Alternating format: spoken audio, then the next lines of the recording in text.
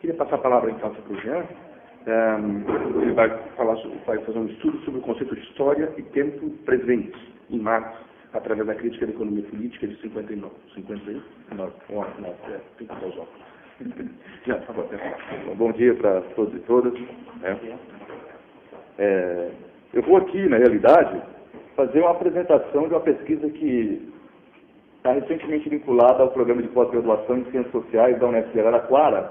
E o ingresso no programa é bastante recente, então não tenho, como a Bianca colocou agora aqui, né, uma pesquisa que já está, enfim, né, eu entrei agora no doutorado, então não tenho aqui resultados de pesquisa necessariamente para apresentar, tenho aqui uma preocupação em fazer mais divulgação do que está sendo discutido, né, a partir daquele programa de Ciências Sociais em relação a essa temática, né, de Marx.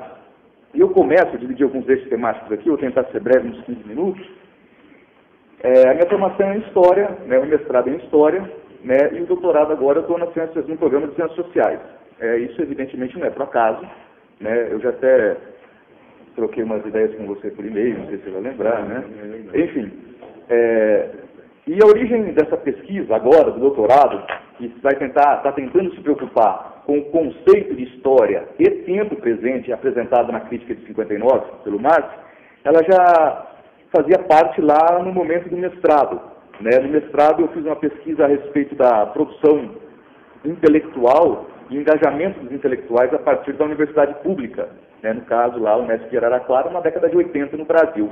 E eu tive uma certa problematização a respeito da referência de tempo presente que eu busquei já no mestrado, né? Porque eu postulava ali, foi postulado, e, enfim, temos desenvolvimento da forma a buscar em Marx uma concepção de história e tempo presente, no que diz respeito à produção do conhecimento, né? Para poder tentar entender aquele grupo de intelectuais no Brasil na década de 80. A minha referência não era necessariamente os intelectuais do Instituto de História do Tempo Presente na França, que são pesquisadores extremamente que devem ser respeitados, têm uma ótima contribuição, mas eu fiz uma opção de buscar, é evidente, a partir inicialmente do diálogo com os franceses, mas buscar em Marx, né, uma perspectiva de intervenção no tempo presente, falando, escrevendo e produzindo sobre o tempo presente, para poder entender o meu objeto naquele momento. E no doutorado, uma das referências, então, do mestrado virou, né, objeto para centralizar um estudo a respeito disso, como é que Marx, né, na crítica de 59, apresenta a concepção.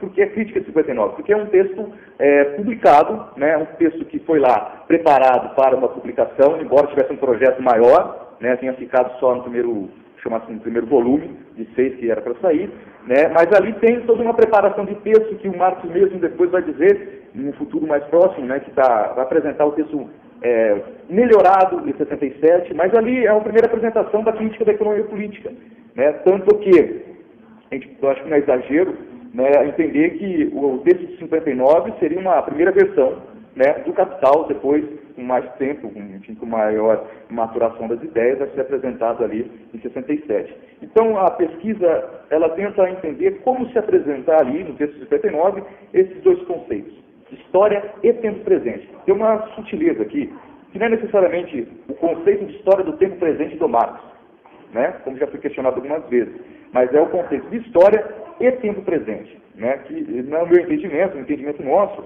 né, são dois conceitos, são duas categorias centrais e que não dá para desvincular uma da outra, de forma alguma. Mas não chega a ser necessariamente, né, uma referência evidente à produção teórica, metodológica a partir da década de 70, né, a partir do Instituto de História do Tempo Presente, com todo o estatuto teórico metodológico criado. Mas é uma perspectiva, né, de história e tempo presente que Marx não inaugura, né, mas é uma referência importante, né, tendo em vista que nós vivemos ainda sob a égide da sociedade capitalista, ou como o próprio Marx vai falar, ainda estamos na pré-história, né.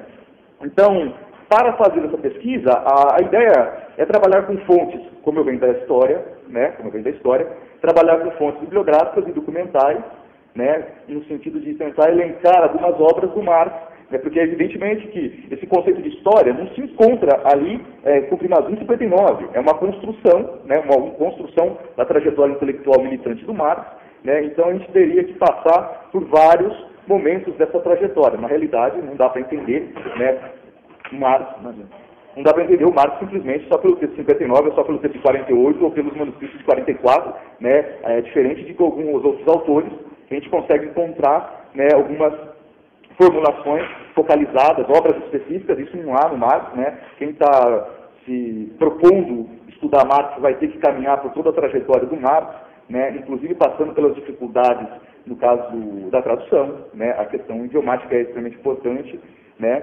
Enfim, então a gente está tentando elencar no programa, né, algumas obras emblemáticas que a gente consegue ter acesso com boas traduções, sempre buscando fazer comparação com o texto no original, quando isso é possível, né? Mas isso mesmo vai mostrando possíveis fragilidades, que devem ser superadas. Mas para quem está disposto a tentar trabalhar uma arte e tentar entender o conceito vital de história e tempo presente, tem que caminhar, né, por essa estrada aí toda cheia de armadilhas.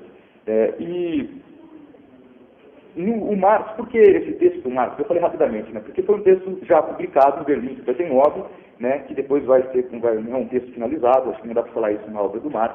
É um texto que está em processamento, né? Como eu falei, em 67, se apresenta muito do que se apresentou lá no texto 59, se deixa algumas coisas que se apresentou em 59, no texto de 67, né? E a ideia, então, é trabalhar esse texto de 59 para tentar entender como, né, essa preocupação com o tempo presente é apresentada e construída. Construída, como eu falei, não nos detendo simplesmente no texto 59, mas tentando fazer uma leitura da trajetória do Marx, né? O Marx está num contexto do século XIX, né, e século XVIII, século XIX, é bastante identificável, pelo menos alguns clássicos da historiografia, como o Leopold von Ranke, ou outros que não são ligados necessariamente à historiografia, embora essa compartimentação, historiografia, né, filosofia, é uma coisa bastante mais agora do final do século XIX para cá, mas grandes narrativas, uma preocupação em desenvolver modelos explicativos, que eu vou chamar, por conta da minha influência da historiografia, de grandes narrativas, né? O Conde tem uma perspectiva, todos esses clássicos, ou um círculo intelectual na Europa ocidental do final do século XVIII, XIX, tem uma preocupação com o tempo presente. E uma preocupação é apresentar, diante desse tempo presente, do seu presente imediato, uma perspectiva de explicação, uma espécie de teoria ou filosofia da história. Filosofia da história, né? O Conte é um exemplo disso, o Hegel é um exemplo gigantesco disso, né? O Ranke é um exemplo disso, e o Marx também é um exemplo disso.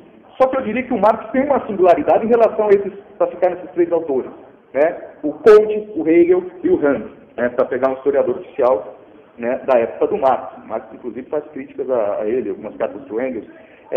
Há uma singularidade do pensamento do Marx em relação ao tempo presente. Tá diferente do passo que o Conte tem uma filosofia da história que vê desenvolver o devir histórico, uma evolução a atingir o estado positivo, teológico, filosófico, positivo, né? Aquele momento de realização, uma espécie de preocupação, mas também contemplação daquele presente imediato.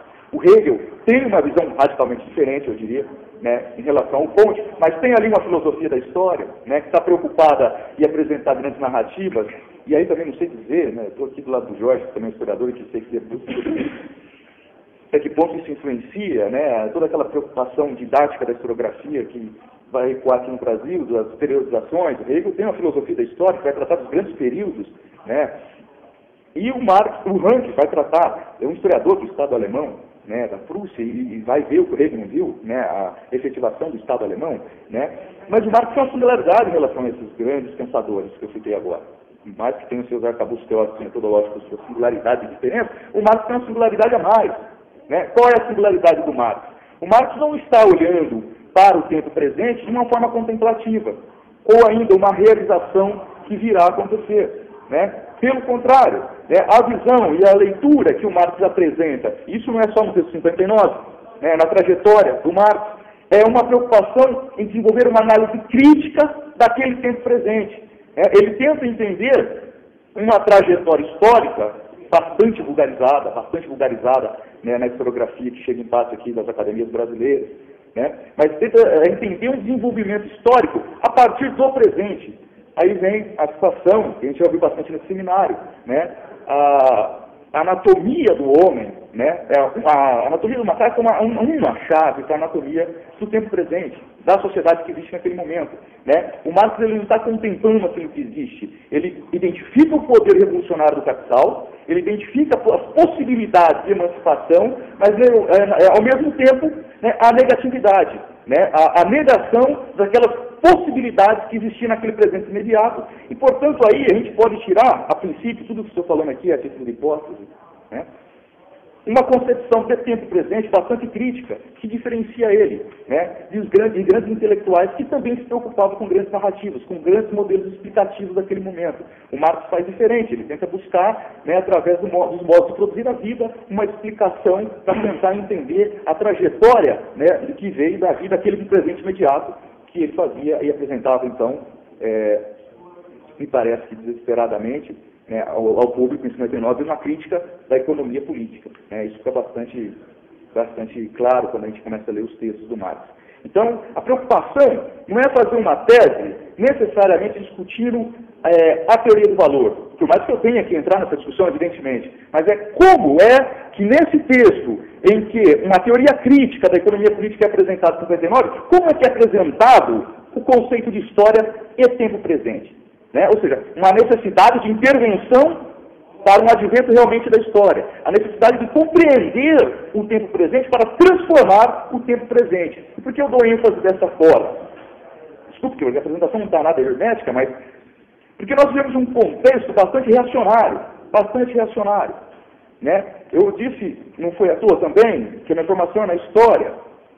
E na história eu pude observar bastante, né, uma preocupação, ou melhor, a ausência de uma preocupação na intervenção do tempo presente. E agora aqui eu deixo claro, né, que não há distinção plena entre o discurso do aluno do doutorado com o militante. Né? Uma preocupação de intervenção, né, no tempo presente. Né? Essa era uma preocupação do Marx. Não era uma preocupação simplesmente de masturbação intelectual, até porque o contexto e toda a conjuntura que o Marx produzia não era de uma conjuntura, de um momento histórico em condições institucionalizadas ou confortáveis, com cadeira, ar-condicionado, inclusive, né? Então o Marx é um militante, ele é um dirigente revolucionário. Né? A perspectiva, a produção intelectual do Marx não está associada meramente à produção uma produção intelectual que vai redundar no título de mestre ou de doutor. Essa não é a preocupação do Marx. Talvez grande parte das problemáticas da produção do conhecimento militante hoje talvez esteja aí perpassando essa questão. Né? Se pesquisa muito o Marx para buscar o título de doutor, né? Enfim, os títulos, né? Que são necessários, não no sentido de papel, como o positivismo, o historicismo postulava como representador da verdade, mas no sentido de construir conhecimentos que sejam capazes, né, como a Bianca colocou aqui, de distinguir, né, essa realidade mais fenomênica do tempo presente, a constituição dessa realidade fenomênica. Né? Eu acho que isso, na realidade, aqui eu apresento mais preocupações militantes diante da pesquisa, né, e acho que deve ser assim, não acho que deva ser diferente, né, até para manter uma sintonia de militância em relação à própria produção do Marx. Né? A gente fala produção marxiana, né, mas a gente não pode esquecer que a produção marxiana não está sendo feita na Universidade de Oxford, nem na Universidade da França, né, está sendo feita na organização da classe trabalhadora. Né? E levando isso tudo em consideração, em dada medida partilhando também dessas considerações, tentaremos entender como é que se apresenta, né, esse conceito de história e tempo presente nesse texto do Marx, né, no sentido também até de dialogar com a historiografia, com as ciências humanas. A ideia de trabalhar ainda dentro de um programa de ciências sociais é fazer um diálogo, né, entre os programas, né, infelizmente compartimentados, entendido por um ângulo mais criticado por outro, né, um diálogo com a própria historiografia. Né, porque muito do que se chega do conceito de história, e tempo presente, sobretudo história, em Marx, vem de uma forma vulgarizada. Né? Há uma tradição stalinista violenta, né, de vulgarização, de decretar que a teoria da história, a filosofia da história do Marx é uma sucessão de modelos econômicos. Isso é distante da realidade, muito distante da realidade. Né? Não se trata só do Marx, no Capital tem uma nota, né, bastante clássica, que ele deixa isso claro, né? Ele dá uma resposta já em vida sobre isso. Mas chegou assim mesmo a tradição marxista, né? Dentro dessa tradição marxista, é multifacetada, vou concluir. chega a nós, sobretudo os historiadores, uma concepção de história do Marx bastante vulgarizada, né, no sentido de distante da leitura do próprio Marx e de vulgarização, maldosa ou não. Só para finalizar e nos respeitar, como o Quartinho falou ontem, né, um comunista tem que ter rigor com o tempo mesmo. Normalmente quando eu falei isso porque não me respeito. Recentemente tem um programa bem horrível, Conexão Manhattan, passa na Globo News, e está passando pela televisão, está passando pelos canais lá e vi falando de um livro publicado, Amor e Capital, né? E eu comecei, vou assistir esse negócio aqui. Chega a um nível da vulgaridade, assim, ali eu acho bastante intencional, né? Com participação de Diogo Mainardi, não precisa falar mais nada, né? E isso chega para os alunos de graduação, chega para professores, né? E chega da pior forma possível, né? Então, eu acho que a pesquisa vem no sentido de tentar dialogar com a historiografia a partir de uma teoria da história do Marx que é possível tirar de toda uma compreensão. Claro que é um projeto para não 4 anos, é um projeto para a vida, então, no sentido de, pelo menos, introduzir esse estudo. E o Jorge Crespan, eu tenho como a referência maior, né, aqui, sobre esse assunto. Então, uma ousadia falar disso aqui. É isso, obrigado.